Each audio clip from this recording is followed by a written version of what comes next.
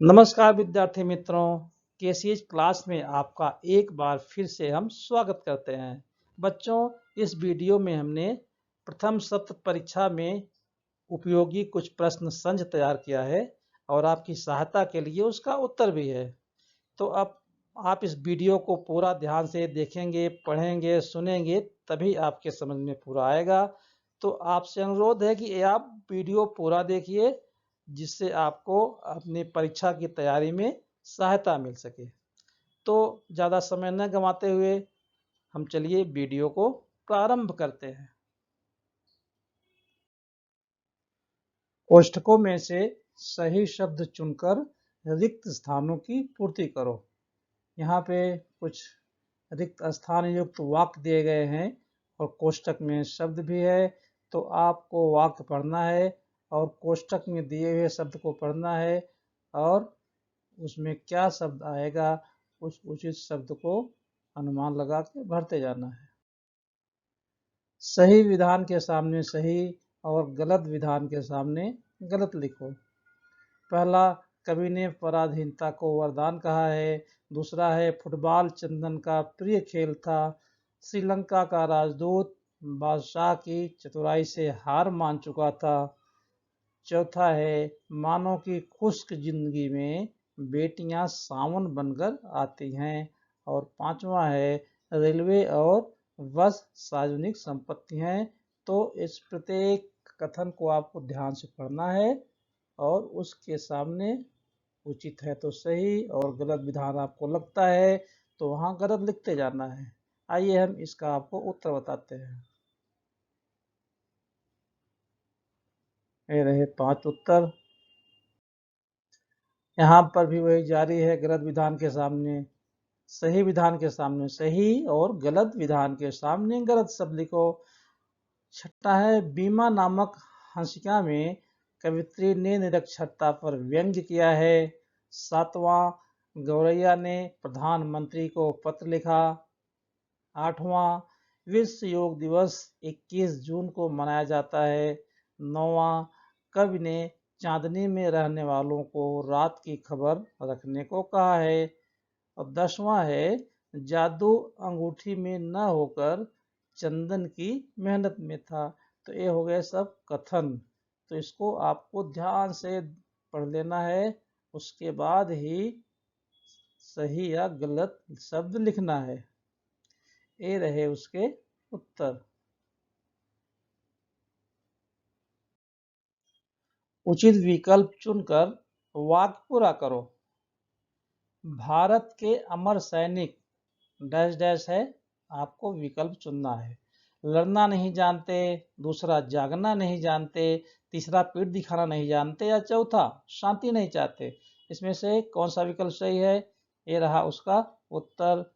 तीसरा है उत्तर सही, पीठ दिखाना नहीं जानते। अगला है, बेटियां अपनी मेहनत से डैश डैश एक उपवन को जंगल बना देती हैं, जंगल को काट डालती हैं, तीसरा जंगल को उपवन बना देती हैं, या चौथा जंगल में घर बना लेती हैं। तो इसका सही विकल्प जो इसमें भरना है वो ये रहा, जंगल को उपवन बना देती हैं। अगला है, दहेज लेना और देना दोनों ही डैश डैश डैश। पहला फलदायी है, दूसरा गैर जरूरी और अमान्य है, तीसरा आवश्यक है, या चौथा सामाजिक परंपरा है। इसमें से कौन सा विकल्प उचित है वो आपको इसमें भरना है। तो इसका सही उत्तर है दूसरा, गैर जरूरी और अमान्य है। अगला कथन है, जब बादशाह ने मटके के भीतर झांक कर देखा तो डैश डैश डैश जोर जोर से रोने लगे। दूसरा, हंसते हंसते लोटपोट हो गए। तीसरा, हंसते हंसते रोने लगे, या चौथा बेहोश हो गए। इसमें से कौन सा विकल्प आपको उचित लगता है? ये रहा उसका उचित विकल्प, हंसते हंसते लोटपोट हो गए। तो ये सभी विकल्प का चुनाव इसमें हो चुका है। इसमें देखिए, निम्नलिखित प्रश्नों के उत्तर एक एक वाक्य में लिखो। ये प्रश्न है आपके सामने, अभी उत्तर भी उसका आएगा, लेकिन पहले तो आपको ही सोचना है भारतवर्ष की संतानों को क्या वरदान मिला। ये रहा उत्तर, भारतवर्ष की संतानों को न झुकने का वरदान मिला है। दूसरा प्रश्न है समीक्षा बड़ी होकर क्या बनना चाहती है, तो इसका उत्तर भी है समीक्षा बड़ी होकर वैज्ञानिक बनना चाहती है। तीसरा प्रश्न है दूसरों के दोष देखने वालों को कवि ने क्या सलाह दी है, इसका उत्तर ये रहा दूसरों के दोष देखने वालों को कवि ने पहले अपना दोष देखने की सलाह दी है। चौथा प्रश्न है बस में किनके लिए सीटें आरक्षित होती हैं, उत्तर भी है सामने आपके, बस में महिलाओं, बुजुर्गों और दिव्यांगों के लिए सीटें आरक्षित होती हैं। अगला है पांचवा प्रश्न चित्रकार के मन की बातें कौन पूछते हैं, उत्तर देखिए इसका चित्रकार के मन की बातें मित्र पूछते हैं। छठा प्रश्न है अभ्यारण्य किनके लिए वरदान है, अभ्यारण्य तो आप जानते ही हैं, उसका उत्तर है अभ्यारण्य वन्य जीवों और वनस्पतियों के लिए वरदान है। सातवां प्रश्न है गौरैया की प्रजाति क्यों नष्ट होती जा रही है, तो इसका उत्तर भी है गौरैया की प्रजाति इसलिए नष्ट होती जा रही है क्योंकि उसके ठौर ठिकाने नष्ट होते जा रहे हैं। आठवां प्रश्न है फल नामक हंसिका में कवियत्री ने किस पर व्यंग किया है, जो हंसिका है उसमें फल नामक हंसिका में कवियत्री ने किस पर व्यंग किया है, तो इसका उत्तर है फल नामक हंसिका में कवियत्री ने आज की पीढ़ी पर व्यंग किया है। नौवां प्रश्न है कवि ने बेटियों को किसके समान पावन माना है, ये लीजिए उत्तर कवि ने बेटियों को ऋचाओं के समान पावन माना है। अगला प्रश्न देखिए जादुई अंगूठी से क्या शिक्षा मिलती है, ये जो पाठ है जादुई अंगूठी इससे क्या शिक्षा मिलती है, तो उत्तर है जादुई अंगूठी से अंधविश्वास निरर्थक है तथा हमें अपनी मेहनत पर विश्वास करने की शिक्षा मिलती है। ये हो गए एक एक वाक्य में उत्तर। आगे है उचित जोड़ियां मिलाओ, यहाँ भी देखिए शब्द दिए गए हैं और दाहिने तरफ उसकी जोड़ियां कौन सी उचित हैं वो आपको करना है, जैसे खुशबू, आंख, पांव, खुश्क, रिमझिम, ऋचा, और इधर शब्द हैं मंजिल, सफर, घर, सावन, पावन, रेगिस्तान। अब तो आपने सोच ही लिया होगा कि खुशबू की जोड़ी कौन सी आएगी, चलिए हम बताते हैं। खुशबू की जोड़ी आएगा घर, ये जो बेटियां कविता है उसमें से ये सब लिया गया है। आंख, आंख की जोड़ी आएगी मंजिल, पांव सफर, खुश्क रेगिस्तान, रिमझिम सावन, ऋचा पावन। तो ये रहे शब्द और उनकी जोड़ियां जो कि कविता में उनके साथ आई हुई हैं। निर्देशानुसार उत्तर लिखिए, इनमें से कौन सा विकल्प समानार्थी शब्दों की जोड़ी नहीं है, ये विकल्प है आपके परचम झंडा, संवाद बातचीत, आगंतुक निवासी और मुद्रा सिक्का। इसमें कौन सी जोड़ी समानार्थी शब्दों की जोड़ी नहीं है, तो इसका सही उत्तर ये रहा आपके सामने, इसका सही उत्तर है आगंतुक निवासी, ये समानार्थी शब्दों की जोड़ी नहीं है। अगला देखिए इनमें से कौन सा विकल्प विरुद्धार्थी शब्दों की जोड़ी है, मीठा मधुर, भूमि धरा, गिर पहाड़, खुश्क आर्द्र। तो इसमें कौन सी जोड़ी विरुद्धार्थी शब्द है, जो कि एक ही जोड़ी है वो आपको जल्दी से पहचानना है। ये रहा उसका उत्तर खुश्क आर्द्र, ये जोड़ी विरुद्धार्थी शब्दों की जोड़ी है। अगला इनमें से कौन सा शब्द उपसर्ग युक्त है, हर्षित, आकर्षण, विदाई, तैराक। इसमें आपको उपसर्ग युक्त शब्द को पहचानना है, तो ये रहा उसका उत्तर उपसर्ग युक्त शब्द है आकर्षण, ये जो है उपसर्ग युक्त है, बाकी के तीनों प्रत्यय युक्त हैं। अगला प्रश्न देखिए इनमें से कौन सा शब्द प्रत्यय युक्त नहीं है, एक ही शब्द है जो प्रत्यय युक्त नहीं है, राष्ट्रीय, प्राकृतिक, अनपढ़, ऊंचाई। इसमें कौन सा शब्द प्रत्यय युक्त नहीं है, वो आपके सामने ये रहा अनपढ़।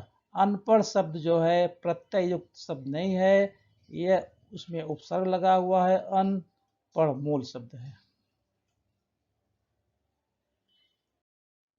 आगे भी है, वह पाठशाला जाती है, इसमें वह को पहचानना है, सर्वनाम का भेद लिखना है। ये निजवाचक सर्वनाम है कि निश्चयवाचक सर्वनाम है या पुरुषवाचक सर्वनाम है या प्रश्नवाचक। वह, आइए हम इसका आप उत्तर भी बता देते हैं। वह जो है ये निजवाचक सर्वनाम है। अगला है, दर्शक गण मैच देख रहे हैं, इसमें आपको दर्शक गण शब्द जो है उसका संज्ञा भेद लिखना है। तो जातवाचक संज्ञा है, समूहवाचक संज्ञा है, व्यक्तिवाचक संज्ञा है या द्रव्यवाचक संज्ञा है। तो इसका सही उत्तर है समूहवाचक। दर्शक गण एक समूहवाचक शब्द है। अगला है, हिमालय देश का गौरव है, तो इस वाक्य में आपको उद्देश्य पहचानना है। उद्देश्य तो क्या रहेगा? उद्देश्य और विधेय आपने पढ़ाई है। एक वाक्य तो भाग होते हैं उद्देश्य और विधेय, तो आपको इसमें उद्देश्य पहचानना है। तो कौन सा गौरव है? देश का, हिमालय या देश का गौरव है, इसमें उद्देश्य कौन सा है? तो ये रहा उसका उत्तर, हिमालय जो है उद्देश्य है इस वाक्य में। अगला है, अनन्य उत्तम तैराक है, इस वाक्य में आपको कृदंत पहचानना है। कृदंत जो कि क्रिया से बनता है, तो है इसमें उत्तम, अनंत, तैराक है, इसमें आपको कृदंत पहचानना है। अब आप पहचान ही लिए होंगे, इसका उत्तर है तैराक। तैराक जो है तैरना से बना है, इसलिए एक कृदंत हो गया। अगला है, इनमें से तत्सम शब्द कौन सा है? तत्सम शब्द कौन सा होता है? आपको याद ही होगा, जो शब्द संस्कृत से जो कि तो हिंदी में लिखे जाते हैं उसको हम तत्सम शब्द कहते हैं। तो साबुन, बाजार, पुस्तक, रेल यात्री, इसमें से कौन सा शब्द संस्कृत से लिया गया है और हिंदी में भी वैसे का वैसा लिखते हैं? तो इसका सही उत्तर है पुस्तक। पुस्तक शब्द जो है ये तत्सम शब्द है। निर्देशानुसार उत्तर लिखिए। फूलाना समाना, इस मुहावरे का अर्थ क्या है? इस विकल्प में से आपको पहचानना है। फूल की तरह सुंदर, बहुत खुश होना, नथने फुलाना या फूलों के समान कोमल। इसका सही विकल्प है आपके सामने बहुत खुश होना। तो फूलाना समाना का अर्थ है बहुत खुश होना। अगला देखिए, शिक्षा दिवस किस तिथि को मनाया जाता है? इसका उत्तर आपको पहचानना है। 11 नवंबर, 26 नवंबर, 2 अक्टूबर या 14 नवंबर। तो इसका सही उत्तर आपके सामने ये रहा है 11 नवंबर। इसी दिन जो है शिक्षा दिवस मनाया जाता है। आगे है, पेड़ रही हैं चींटियां चढ़, इस शब्दों को सुव्यवस्थित करके वाक्य शुद्ध करना है और शुद्ध होने के बाद दूसरे क्रम पर आने वाले शब्द को आपको देखना है। चढ़ चींटियां पेड़ रही, तो दूसरे क्रम पर इसमें से कौन सा शब्द आएगा? पेड़। तो शुद्ध वाक्य होगा, चींटियां पेड़ पर चढ़ रही हैं, तो इस प्रकार से दूसरा शब्द हो गया पेड़। अगला है, एक कल्पनात्मक आप निबंध आपको लिखना है जिसका शीर्षक है यदि बेटियां न हो तो ये आपको कल्पना करके पूरा करना है। इसमें मैंने दिया, देखिए, यदि बेटियां न हो तो मानव जीवन की सरसता समाप्त हो जाएगी। बेटियां नहीं होंगी तो बेटे कैसे होंगे? बिना बेटियों के घर में बच्चों की किलकारी कैसे गूंजेगी? बेटियां बहुत से संबंध एक साथ निभाती हैं। वह किसी की बेटी, किसी की बहन, किसी की बुआ, किसी की पत्नी, किसी की मौसी, किसी की भाभी तथा किसी की बहू होती हैं। इतने सारे संबंधों को बेटियां हंसी खुशी के साथ निभाती हैं। बिना गृहिणी के घर तो भूत के डेरे जैसा लगता है। मेरा मानना है कि बेटियों का होना आवश्यक है, इसलिए बेटियों के न होने की तो कल्पना भी नहीं की जा सकती। तो ये रहा आपका कल्पनात्मक निबंध। थैंक यू, आपने लास्ट तक देखा, इसके लिए आपको धन्यवाद। अगले वीडियो में हम आपसे फिर मिलेंगे, तब तक के लिए नमस्कार।